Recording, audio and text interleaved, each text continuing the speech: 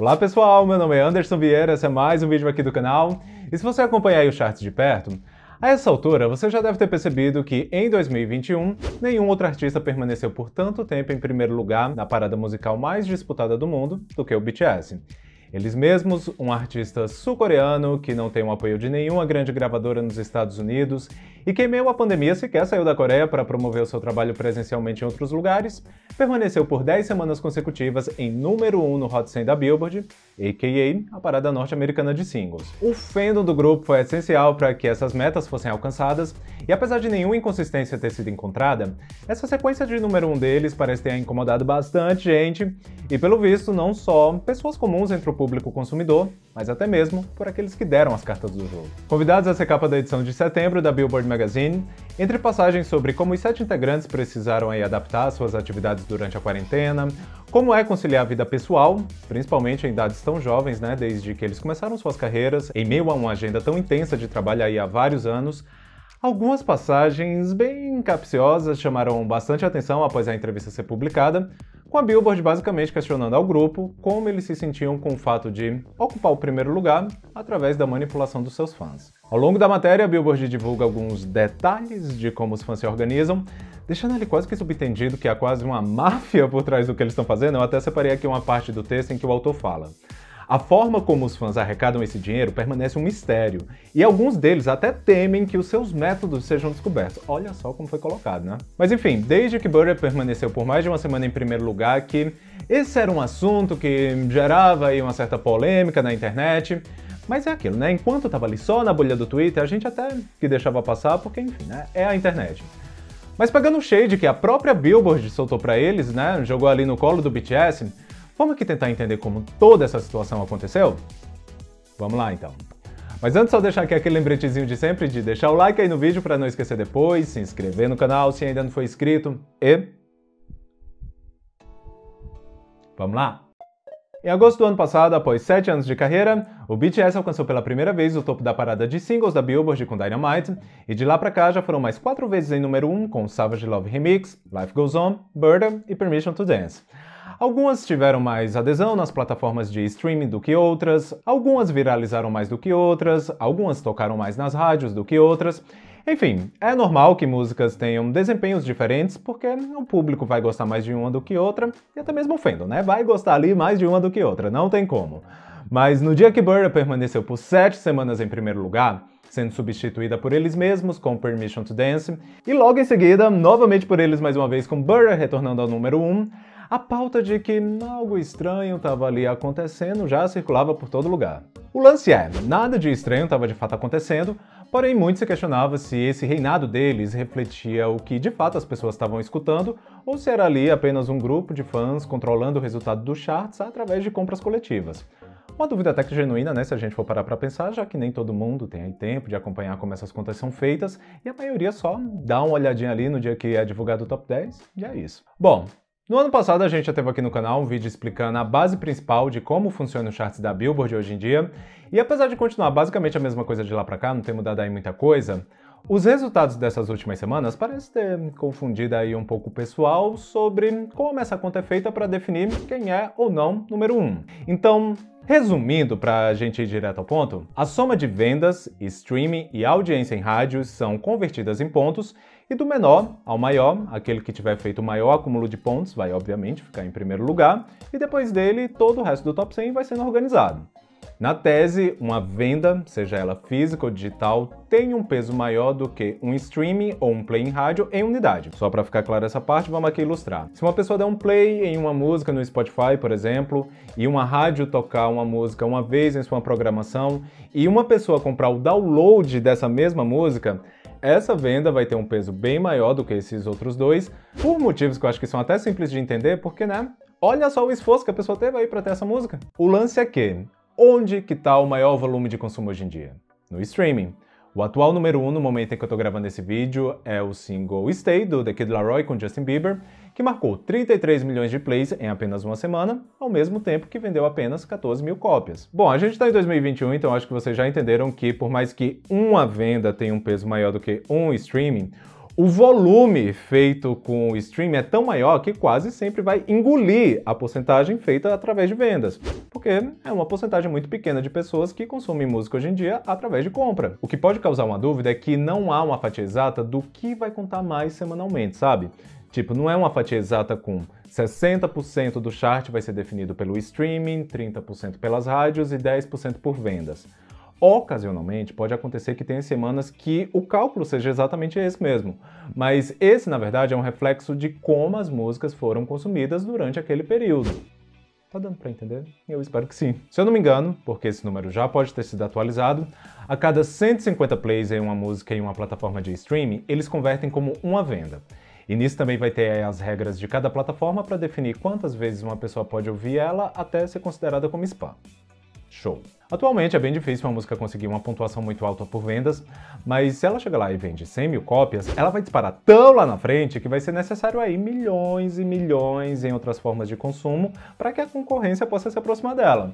Isso porque ainda vai ser acrescentado os seus próprios streams e transmissões em rádio, mas com isso, aquela fatia de porcentagem que a gente acabou de citar pode tomar uma cara totalmente diferente. Se ficar alguma dúvida, porque eu sei que essa parte matemática pode ser aí um pouco complicada, vocês podem deixar aí nos comentários que eu vou tentar responder.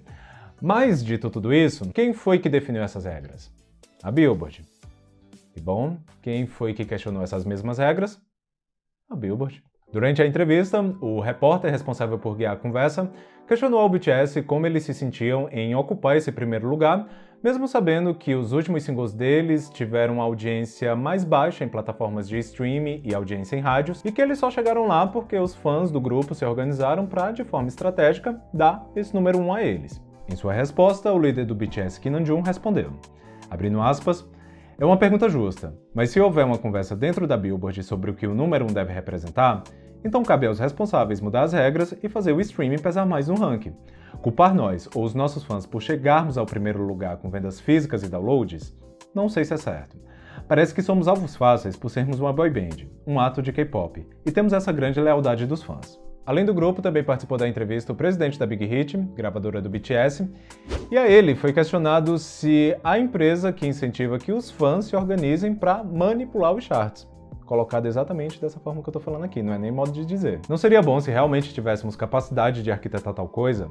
Eu entendo que existem desenvolvimentos de mercado relacionados ao BTS que são perturbadores para algumas pessoas, mas não acredito que o mercado dos Estados Unidos possa facilmente ser superado apenas por downloads. Achamos que o impacto das músicas foi demonstrado de várias maneiras e estamos orgulhosos dessa conquista.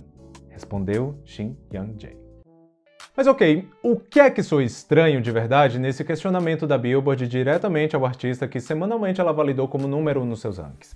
Lembrando que esse número 1 só foi possível por não haver nenhum movimento arquitetado pelos artistas em questão, seus empresários ou gravadora. Eu sei que todo mundo espera que uma parada musical reflita aquilo que é mais popular entre o público geral e não apenas o reflexo de um fandom, mas por que essas estratégias nunca foram um problema até ser com o BTS? Porque vamos lá.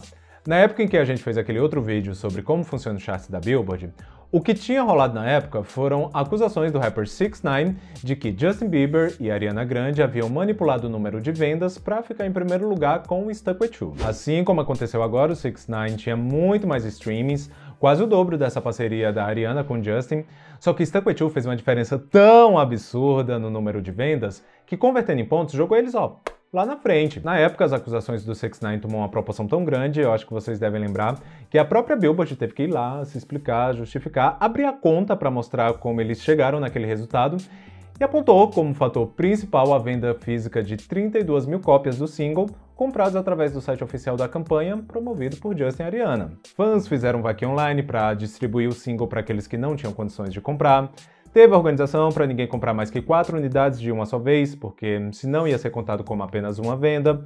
Enfim, soa parecido com algo que a gente viu acontecendo nesses últimos dias? O rolê todo é, por que quando foi os fãs do Justin e da Ariana que se organizaram para fazer a compra coletiva e organizada, foi relatado de forma positiva e até para justificar, para validar que eles realmente mereciam aquele número 1, e quando a mesma exata situação aconteceu com os fãs do BTS, foi colocado como manipulação pela própria revista. Um outro ponto que a gente pode levantar sobre essa dita manipulação ser um problema, E, de fato, é um problema quando é comprovado.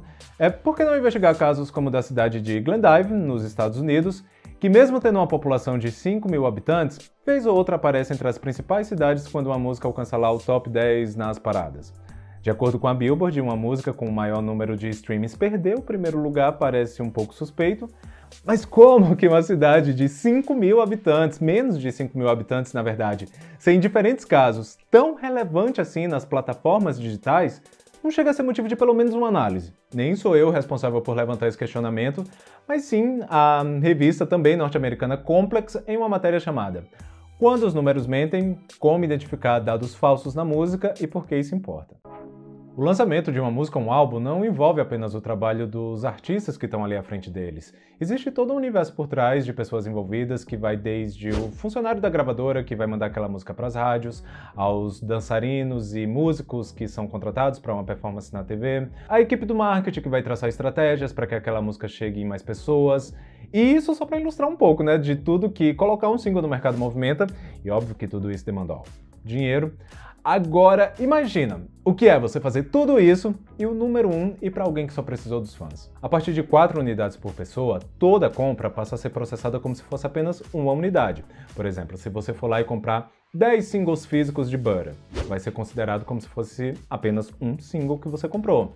Essa regra é seguida. Aliás, todas as outras regras definidas pela Billboard são seguidas. O que torna esse rolê um pouco estranho é que, aparentemente, a revista não está aí muito satisfeita com os resultados de um sistema que ela mesma definiu qual seria. O que eu até entendo assim de um certo ponto de vista, pois ao longo dos anos a gente sempre viu aí, né, que quando a Billboard identifica algo que ela acha que não vai refletir algum movimento, alguma atividade que ela acha que não é o correto para definir os seus charts, ela ia lá e mudava as regras. Quando várias versões de uma mesma música apareciam no Hot 100, tipo a versão original e o remix, charteando ao mesmo tempo, ela foi lá e criou a regra de que várias versões de uma mesma música vão contar apenas como uma. Quando a venda casada de merchandise, tipo compre uma camiseta e ganhe um download, ou compre o ingresso do show e ganhe um álbum, começou a ficar um pouco estranho. Eles foram lá e criaram a regra de que isso não ia ser mais permitido. Tipo, às vezes não fazia sentido, né? Uma pessoa ia lá e vendia 50 mil camisetas e do nada contava como se ela tivesse vendido 50 mil singles. Vários artistas fizeram isso, vários artistas passaram por isso. E aquilo, né? Se era a regra da época, era justo pra todo mundo. Mas quantas vezes um repórter da Billboard sentou ali, frente a frente, cara a cara com um deles e perguntou: você acha justa essa manipulação que tá fazendo para ficar em primeiro lugar? Por muito tempo o BTS foi um artista rejeitado pelo mercado norte-americano. Os fãs tinham que importar os álbuns se eles quisessem ter, tinham que fazer petições para que eles fossem convidados para um programa, fazer mutirões para que uma rádio tocasse a música deles e às vezes ainda não tocava. E se hoje eles se esforçam tanto para manter eles em primeiro lugar, primeiro, é porque eles gostam, e segundo, é porque eles sabem que, da forma tradicional, como artista estrangeiro, como artista asiático, eles vão competir com muito menos oportunidades dentro desse mercado. Ao longo de 10 semanas de 2021, o primeiro lugar do Hot 100 da Billboard talvez, de fato, não tenha aí refletido qual era a música mais popular entre o grande público e tudo mais, mas elas com certeza refletiram qual é o maior e mais dedicado fandom da atualidade. Agora eu me pergunto, isso também não deveria ser um sinônimo de sucesso? Ter um fandom desse tamanho? E meio a tantas polêmicas sobre payola nas rádios e artistas tendo que pagar para que as pessoas escutem as suas músicas nas plataformas, a preocupação da Billboard sobre manipulação é aparentemente fãs comprando as músicas dos seus ídolos. Como já dizia Cardi B, né? That's weird, that's suspicious. Bom, pessoal, eu espero que vocês tenham gostado desse vídeo. Se sim, deixa o like, se inscreve aí no canal se ainda não for inscrito, compartilha aí com o pessoal, aquele esqueminha. Beleza? Por hoje é isso e vamos nessa.